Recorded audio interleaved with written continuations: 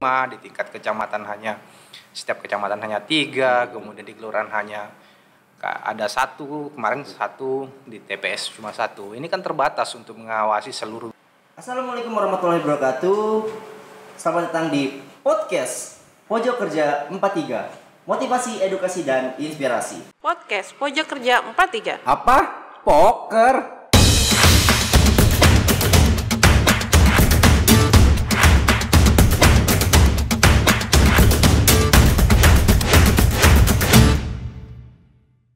Bersama saya Numan Nugroho, dan kali ini kita kedatangan tamu yang sangat spesial yang istilahnya sudah berpengalaman ya Bang ya di dunia kepemiluan. Itu ada Bang Burhanuddin. Beliau ini merupakan Koordinator Divisi Pengawasan Bawaslu Provinsi DKI Jakarta. Selamat datang Bang di podcast Pojok Kerja 43. Siap. Ini merupakan podcast yang pertama kali, yang perdana, dan juga kebetulan juga ini sesuai dengan apa yang diidam-idamkan oleh sahabat-sahabat Bawaslu di rumah. Nah sebelumnya saya sedikit Bang ingin bercerita mengenai pemilu ya Bang ya. Pemilu di 2019 kemarin. Ada terkait kejadian-kejadian berskala kecil dan berskala besar. Nah kalau misalkan kejadian-kejadian skala kecil nih Bang terkait pengawasan ya di dunia kepemiluan, itu seperti apa Bang? Kalau misalkan di DKI Jakarta sendiri ya Bang ya, itu di bagian pengawasannya sendiri, itu mungkin bisa disampaikan di sahabat-sahabat Bawaslu di rumah Bang. Ya, memang kalau bicara soal pengawasan pemilu, ini kan kerjanya Bawaslu. Memang pengawasan pemilu itu dimulai sejak adanya tahapan. Tetapi sebelum ada tahapan, biasanya Bawaslu selalu melakukan sosialisasi terhadap masyarakat.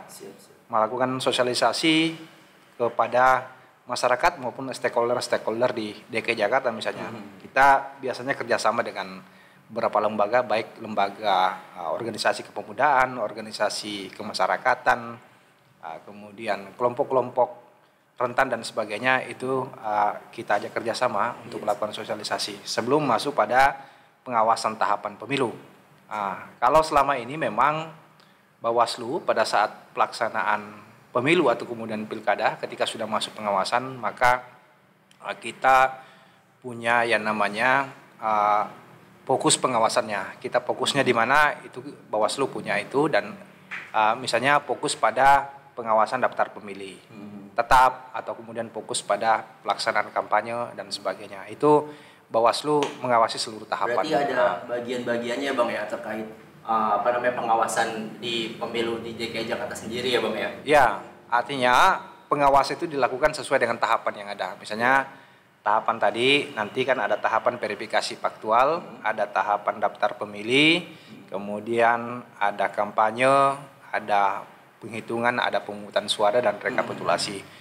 Semua tahapan itu menjadi fokus pengawasan yang akan dilakukan Bawaslu untuk tadi selain mencegah adanya pelanggaran pemilu, kita Bawaslu fokus agar supaya seluruh tahapan itu kemudian minim terjadinya pelanggaran. Itu yang dilakukan oleh Bawaslu. Kalau kemudian ada pelanggaran, ya baru kemudian kita tindak lanjuti dalam hal penanganan pelanggaran. Nah, terkait untuk pengawasan sendiri Bang, kan kalau untuk pengawasan sendiri kan tidak mesti untuk Bawaslu sendiri ya Bang ya. Apakah masyarakat sendiri itu ikut berpartisipasi Bang dalam pengawasan Bang? Itu di pemilu, mungkin di pemilu sebelumnya atau pemilu selanjutnya itu seperti apa gitu? Iya. Tadi sampaikan bahwa memang core bisnis kita ini kan pengawasan pemilu, Bawaslu. Tetapi di luar itu kita membutuhkan partisipasi masyarakat. Kita butuh masyarakat untuk berpartisipasi untuk sama-sama mengawasi pelaksanaan pemilu maupun pilkada. Oleh karena itu Bawaslu membentuk misalnya pengawasan partisipatif misalnya, mengajak masyarakat, mengajak kelompok-kelompok masyarakat, mengajak kelompok-kelompok NGO, mengajak organisasi-organisasi keagamaan, organisasi-organisasi kepemudaan untuk ikut terlibat sama-sama mengawasi pelaksanaan pemilu maupun pilkada. Itu yang kita harapkan, sehingga Bawaslu menggaungkan yang namanya pengawasan partisipatif.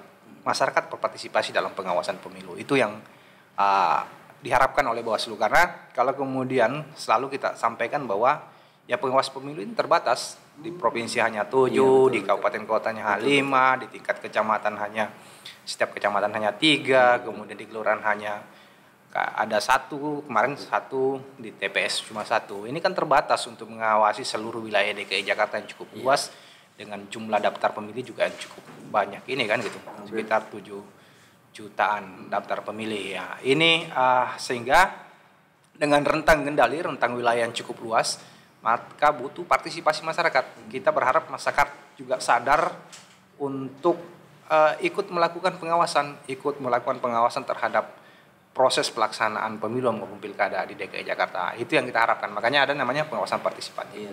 Berarti masyarakat sendiri harus ikut berpartisipasi dalam pengawasan, terutama di kepemiluan, dan juga masyarakat juga harus ini ya Bang ya, harus ikut lah ya Bang ya dalam kepemiluan sendiri ya Bang ya. Dan kalau ini Bang, kalau misalkan masyarakat itu kan belum mengerti Bang cara untuk pengawasan partisipasi itu seperti apa. Apakah Bawaslu sendiri menyediakan forum-forum atau diskusi-diskusi terkait pengawasan partisipasi itu? Ya, memang kemarin Bawaslu, khususnya Bawaslu Provinsi, Bawaslu Kabupaten, Bawaslu RI juga, itu sudah membentuk yang namanya membuat sebuah program namanya Sekolah Kader Pengawasan Partisipatif, SKPP. Mereka ini yang kemudian ikut di Sekolah Kader Pengawasan Partisipatif ini adalah anak-anak muda yang umurnya di bawah 30 tahun. Mereka berasal dari kelompok-kelompok organisasi dan kelompok-kelompok keagamaan. Ini diharapkan mereka ini akan menjadi corong lah, akan menjadi penyambung, kalau istilahnya penyambung lidah rakyat lah, menyambungkan apa yang diinginkan Bawaslu dengan masyarakat di bawah. Kalau khusus untuk di DKI Jakarta, memang mereka yang kemudian kita rekrut ini selain berasal dari organisasi kepemudaan, dari berbagai macam organisasi kepemudaan, dia juga berasal dari di hampir seluruh wilayah di DKI Jakarta, seluruh kelurahan di DKI Jakarta yang kita rekrut ini yang se-DKI Jakarta kemarin. Sehingga mereka ini kita harapkan nanti ketika kemarin sudah dilatih di tingkat dasar kemarin itu selama berapa hari? 5 hari kemarin, kemudian dilatih di tingkat menengah itu 7 hari, dilatih lagi di tingkat nasional itu 7 hari. Mereka-mereka yang kemarin ikut terlibat ini, khususnya di tingkat dasar, itu diharapkan mereka lah yang akan menjadi corong bagi kita di wilayahnya masing-masing, menyampaikan bahwa ini loh ada Bawaslu, ini loh ada Bawaslu yang punya tugas mengawasi seluruh tahapan pemilu. Ini loh ada hal yang terjadi nanti pada saat pemilu ini tidak boleh dilakukan, ini melanggar dan sebagainya. Makanya di materi SKPP kemarin itu dijelaskan soal teknis bagaimana kemudian ketika ada dugaan pelanggaran di lapangan, apa yang harus dilakukan oleh masyarakat. Kalau kemudian melaporkan kepada Bawaslu, kalau tidak berani melaporkan kepada Bawaslu, memberikan saja informasi awal kepada pengawas pemilu di seluruh tingkatan. Biar nanti Bawaslu yang akan melakukan penelusuran memastikan bahwa apakah kejadian itu termasuk dugaan pelanggaran atau tidak. Nah, kalau kemudian masyarakat tidak berani melapor ke Bawaslu langsung, karena memang melapor ke Bawaslu harus mengisi POM, harus mengisi POM yang isinya di situ salah satunya siapa pelapornya, uraian kejadiannya, tempatnya di mana, kapan kejadiannya dan sebagainya, apa yang terjadi, itu harus dilakukan oleh masyarakat kalau ingin melapor ke Bawaslu di seluruh tingkatan nanti. Itu dibukakan. Tapi kalau masyarakat juga tidak berani langsung untuk melapor karena merasa agak sungkan atau mungkin merasa takut atau kemudian merasa misalnya agak susah, cukup memberikan informasi awal kepada pengawas pemilu di seluruh tingkatan. Biarkan nanti pengawas pemilu yang akan turun menelusuri apakah informasi yang disampaikan oleh masyarakat ini itu bagian dari dugaan pelanggaran atau tidak. Kalau kemudian dugaan pelanggaran akan dijadikan temuan oleh pengawas pemilu. Itu yang kita harapkan yang bisa dilakukan oleh masyarakat. Makanya kader-kader SKPP yang sudah kita latih di forum-forum SKPP kemarin, itulah nanti yang kita harapkan membantu Bawaslu untuk menyampaikan informasi-informasi terkait dengan pengawasan pemilu, khususnya soal kepemiluan di masyarakat, khususnya DKI Jakarta. Berarti terkait program SKPP sendiri, Sekolah Kader Pengawasan Partisipasi ya Bang ya? Itu sudah berjalan sekitar berapa kali kalau itu Bang? Ya. SKPP itu memang di 2020 sudah juga dilaksanakan dalam kondisi pandemik. Kemarin dilakukan secara daring, itu online, kemudian mendaftar, itu ada ribuan orang yang kemudian mendaftar, dan antusiasnya cukup banyak. Artinya mereka yang ingin dengan persyaratan anak-anak muda yang umur di bawah 30 tahun dan berasal dari beberapa kampus di DKI Jakarta, antusiasnya cukup besar untuk mengetahui apa itu demokrasi atau apalagi apa itu pengawasan pemilu. Buktinya sampai akhir pelaksanaan itu bertahan sekitar masih 500-an apa 600-an yang kemudian sudah diwisuda dinyatakan lulus dalam hal SKPP daring itu ya. Yang kemudian secara nasional ada 6 orang yang ikut dari DKI Jakarta. Mewakili Jakarta yang belajar secara nasional ya selama 14 hari kalau nggak salah 2020 itu. Di 2021 karena pandemik sudah agak berkurang itu dilaksanakan secara tatap muka. Luring itu yang tadi disampaikan bahwa ya ada SKPP dasar yang di kota-kota, kemudian ada SKPP menengah yang dilaksanakan provinsi, ada SKPP nasional yang kemudian dilaksanakan oleh Bawaslu RI. Itu juga antusiasnya cukup banyak karena memang dibatasi dari ribuan juga yang kemudian mendaftar, ribuan ya sekitar hampir 1.700-an ya kalau nggak salah kemudian mendaftar, dan memang karena dibatasi itu ikut setiap titik itu 100 orang. 100 orang, dan saya kira antusiasnya cukup tinggi, dan inilah yang kita harapkan teman-teman ini yang juga hari ini tetap berkomunikasi baik di Bawaslu Kota maupun di Bawaslu Provinsi, itu dibuatkan organisasi untuk menghimpun mereka agar supaya komunikasi dengan Bawaslu tetap berjalan, dan kita berharap mereka ini yang sudah dikader, yang sudah mendapatkan pengetahuan ilmu terkait dengan pengawasan pemilu, yaitu yang kita harapkan membantu Bawaslu ke depan.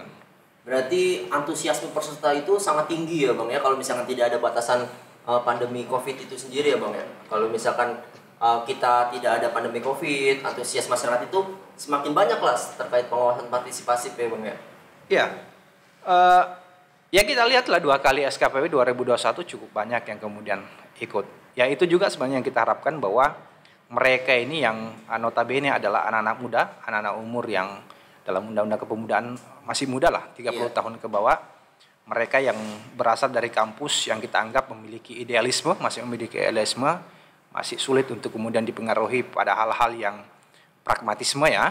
Itu yang kita harapkan menjadi bagian dari proses demokrasi kita yang bermartabat, berintegritas, jujur, adil dan sebagainya. Kalau kemudian mereka ikut terlibat, ya kita berharap bahwa proses demokrasi kita ini ke depan akan jauh lebih baik, sangat lebih baik. Makanya anak-anak muda ini saya kira tidak perlu apolitis lah, karena perjalanan bangsa ini ke depan ya tergantung kita anak-anak mudanya. Kalau kemudian kita itu terlibat, maka kita ikut terlibat dalam memperbaiki proses demokrasi yang di dalamnya adalah memilih pemimpin di republik ini kan itu.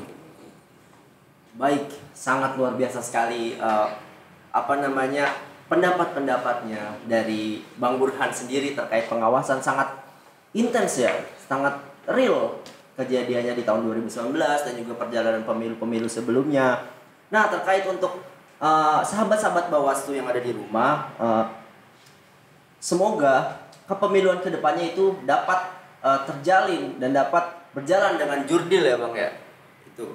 Dan juga ada kesan dan pesan Bang untuk Bawaslu Kota Jakarta Utara sendiri dan juga masyarakat yang ada di rumah, sahabat-sahabat Bawaslu, mungkin bisa disampaikan Bang untuk motivasinya gitu. Ya, ini sudah masuk tahun politik. Ini sudah tahun 2022 kalau kemudian berdasarkan hasil rapat Komisi 2 dan penyelenggara pemilu dan pemerintah, maka pelaksanaan pemilu akan dilaksanakan di tanggal 14 Februari 2024 itu pemilu legislatif dan presiden. Untuk pilkada dan tanggal 27 November 2024. Kalau itu jadi dan dilaksanakan di tanggal seperti itu, maka kemungkinan besar pelaksanaan pemilu kita tahapannya akan dilaksanakan di tahun ini. Oleh karena itu, sebagai pengawas pemilu, saya kira kita harus siap mengawasi seluruh tahapan pemilu yang ada. Dalam pengawasan pemilu, saya kira kita butuh partisipasi masyarakat. Oleh karena itu, mulai dari sekarang kami intens berkomunikasi dengan seluruh stakeholder, dengan seluruh kelompok-kelompok masyarakat untuk sama-sama berdiskusi terkait dengan pengawasan pemilu partisipatif yang akan dilaksanakan di pemilu 2024. Ini yang yang sekarang kita lakukan. Oleh karena itu kita berharap bahwa anak-anak muda khususnya yang peduli terhadap proses demokrasi, peduli terhadap pemilu kita, ikut terlibat dalam pengawasan pemilu ini. Kalaupun nanti kemudian Bawaslu mengharapkan bahwa teman-teman yang peduli terhadap proses pemilu ini ikut terlibatlah sebagai pengawas partisipatif. Itu yang kemudian kita harapkan. Memang Bawaslu hanya memberikan dalam hal pengawasan partisipatif ini hanya memang mengajak untuk berdiskusi, untuk memberikan ruang kepada anak-anak muda untuk ikut terlibat, untuk memahami agar supaya proses pemilu kita ini bisa berjalan dengan adil, dengan jujur. Itu saya kira yang kita harapkan dari masyarakat. Juga kita harapkan bahwa ya harus terlibat, harus proaktif lah dalam hal bagaimana kita sama-sama mewujudkan pemilu yang jujur, adil dan bermartabat ini. Tidak hanya pengawasan pemilu, tidak hanya tugas penyelenggara pemilu, tidak hanya tugas Bawaslu, tetapi ini tugas seluruh masyarakat, seluruh stakeholder di Republik ini. Karena ini masa depan bangsa ini ya tergantung kita, bukan hanya tergantung seluruh masyarakat, tidak hanya tergantung oleh penyelenggara pemilu. Siap. Itu. Terima kasih Bang atas motivasi-motivasinya untuk sahabat-sahabat Bawaslu di rumah, dan juga kita sebagai pengawas pemilu itu harus bersikap bersikap jurdil untuk kedepannya itu. Dan juga kita ada sesi ini nih Bang, ada sesi tanya cepat, jawab cepat gitu. Jadi kan di Provinsi DKI Jakarta sendiri kan ada 5 wilayah, ada 6 wilayah Bang ya kan. Nah itu kan misalkan Bawaslu Kota Jakarta Utara itu ada 3 pilihan, baik sekali, baik, kurang. Nah, kalau misalkan saya sebutkan Bawaslu Kota Jakarta Utara, nah Abang sebutin itu salah satunya, gitu Bang. Siap Bang? Kita ini kayak dipaksa ya. Siap ya Bang ya? Oke, kita siap ya. Bawaslu Jakarta Pusat. Terbaik. Bawaslu Jakarta Selatan. Terbaik. Bawaslu Jakarta Timur. Terbaik. Bawaslu Jakarta Utara. Terbaik. Bawaslu Kepulauan Seribu. Terbaik. Wah, luar biasa. Harus disampaikan semua terbaik karena semuanya harus terbaik dalam melakukan pengawasan pemilu di DKI Jakarta agar supaya pelaksanaan pemilu 2024 maupun pilkada 2024 di DKI Jakarta segala apa yang menjadi kewenangan Bawaslu bisa dilaksanakan dengan baik dan terbaik di DKI Jakarta agar proses demokrasi dan pemilu kita bisa berjalan dengan baik. Luar biasa, terima kasih Bang. Ini sedikit lah podcast di Pojok Kerja 43 ini. Semoga masyarakat di rumah, sahabat-sahabat Bawaslu rumah itu mendengarkan dan juga terkait kepemiluan yang sudah disampaikan oleh Bang Burhan. Dan juga saya sangat berterima kasih banyak Bang sudah berkesempatan hadir di kantor tercinta ini ya kan. Supaya semoga bisa datang kembali Bang di podcast-podcast selanjutnya. Ya kalau kita nggak diundang kita datang. Siap. Oke. Terima kasih, itu saja dari saya. Kurang lebihnya mohon maaf. Wassalamualaikum warahmatullahi wabarakatuh.